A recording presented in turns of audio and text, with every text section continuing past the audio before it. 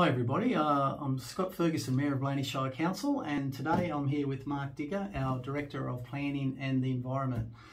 For the last couple of years, Blayney Shire Council has been looking at our settlement strategy and how it may impact our LEP. At the moment, we have 5 different strategies we're looking at right across the Shire, and at the moment it's on public exhibition, and we're really keen to get the feedback on these strategies. Now, Council's very confident that these strategies are a good and positive outcome for the community, but it's really important that the community understand what they mean. At the moment, out of those 5 strategies, 3 of them apply directly to Millthorpe.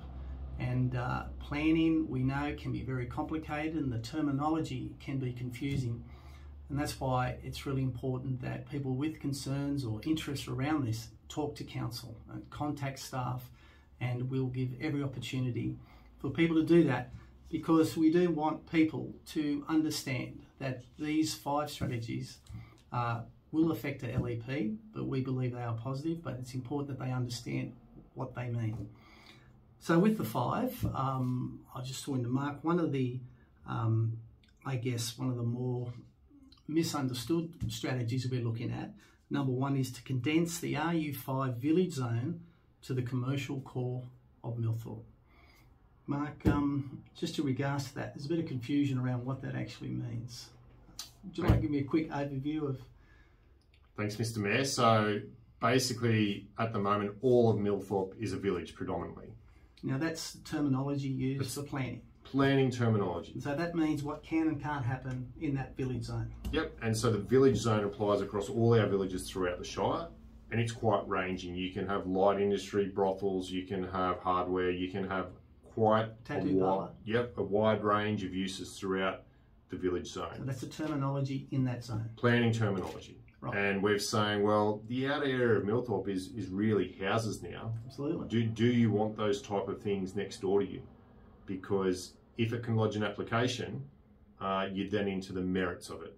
Whereas if it can't even be lodged, we're not even taking a development application for it. So by changing the zone, really what we're saying is we're defining what can and can't happen in that zone. Exactly. We're saying, some of those things are, we still are okay with them, but let's condense it into that core historic area so that, those still variety of uses can take place and it still is a village. But on the outer area, predominantly houses, let's really lock down what can and can't happen in that area. See, and I think that, and my fellow councillors agree, that's really exciting because it just defines and shores up the fact that a residential area should be a residential area and that it shouldn't be impeded by any commercial development. Now, there are some things that can and can't be done in a residential area, but it's really important that we split them out and that the village zone is still in the commercial part of Millthorpe with all those activities that the community would expect should be allowed to happen. 100%, because look, if it stays RU5 village across the whole of Millthorpe, anything can come in, and that means it's going to be assessed on its merits. And if it does remain, people are going to look at this point in time down the future and say, well, everyone said this was okay. So it's critically important. It is a line in the sand to say, well, what do you want in that area and particularly next to you if you live in that area? See, I think that's really positive because it does help council have some ability and community to control what goes on in the residential area where people live, and that's what they want to do is live in that area. But again, it's just a terminology, but it's important to understand that we're not changing, proposals not to change the village, it's just a name on the planning instrument. In planning terms, yep. What you can and can't do, it's really important. So one of the other ones, which I might just mention, is to clarify that the minimum lot size for the R5 large lot residential north of Millthorpe, again, that's been quite a area of interest over the years, but what are we actually trying to clarify and confirm in this proposal, Mark? So, Mr. Mayor, anywhere around Richards Lane and Springvale Lane is actually already a minimum lot size of 4,000, but there's no specification or requirement for it to be fully water and sewered. So all we are clarifying is that, okay, if you want to do that size, it needs to be fully watered and sewered, or 2 hectares unserviced. There is some guidelines in our development control plan, but it's not ironclad like our LEP. We're just trying to tighten that and ensure that outcome. Look, and again, council's very supportive of that because it gives us some control of what can and can't happen in that very sensitive and delicate part of Millthorpe, which is North Millthorpe. So again, a very positive strategy that we would like the support of the community and the understanding of the community. Excuse me. So again, sensible planning strategy. Another interesting one, Mark, number 4 on our information sheet here, is to introduce a new dwelling permissibility clause for 3 properties in the RU1 primary production. Now, this is a very interesting strategy, one that I particularly think is innovative right across the Shire, and I think it's really going to release some what has been quite constrained blocks of land over the years. What's sort of overview in regards to that strategy number 4? Yeah, Mr. Mayor, so this goes across all our villages throughout the Shire, and we're trying to pick up those smaller rural blocks, significantly less than 100 hectares, that couldn't put a house in them, without rezoning them, because that would have allowed further subdivision. So it's very important it stays rural, can have 1 house, maybe maximum 2 if it's a dual occupancy, but it's not a rezoning to allow mass houses. It's to pick up those low anomalies in close proximity to our villages. See, that is an absolute wonderful strategy. For the 20 years I've been involved in Blayney Shire Council, one of the biggest frustrations of people who live around the villages, who have, for lots of different reasons, inherited, purchased, acquired these small little blocks that would never ever be used for agriculture, but are in the agricultural zone, so cannot attract a building entitlement.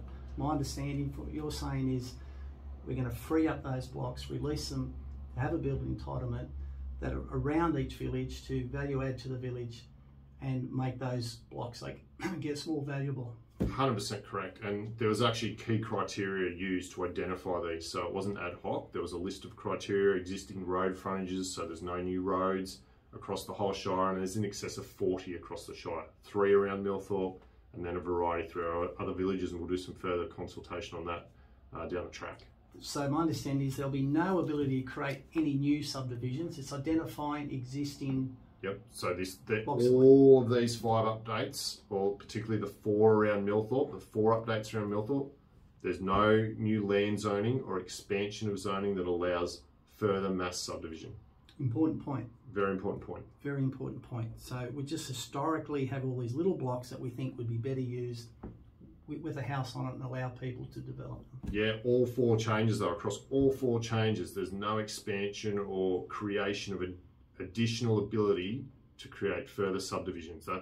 We're going to look at that now, our addendum, where we take Millthorpe. That's next year's settlement strategy addendum, where we take Millthorpe and in what density. So that's another piece of work to be done next year. Yes, absolutely, very exciting. But at the moment, we're really keen to get the feedback on these planning proposals. And I guess the last one, if people are following along with their information sheet, is the a planned rezone at Clover Ridge, which has been identified for. It was identified in our strategy. It's a small parcel, about 10 to 12 hectares. Adjoins existing large residential area with road access. So yeah, we picked it up and thought that was, that's a reasonable and good idea to include. Yeah, that. so again, this has been the strategy, I think, for quite a while, just trying to identify how that works with the existing rural residential area there. And again, we're after feedback from the community around it, because obviously it does have some impact on the neighbours and the surrounds there. So we'd be very interested in the feedback from that proposal as well. I think the big message is there's a lot in this. It can be confusing. Come and talk to us. And so, Mr. Mayor, on that note, we've got a couple of information walk-in sessions next Wednesday, the 30th of March at the Golden Memory. So one in the morning from 9 to 11 a.m. 9 to 11, yep. And then another one in the evening from 5 to 7. Look, that is fantastic, because again, as I say, planning is complicated. I'm pretty confident that most of these are very positive outcomes, especially for Millthorpe, but people need to come and take up the opportunity to speak to staff about their concerns, because planning, it is complicated and it does seem confusing.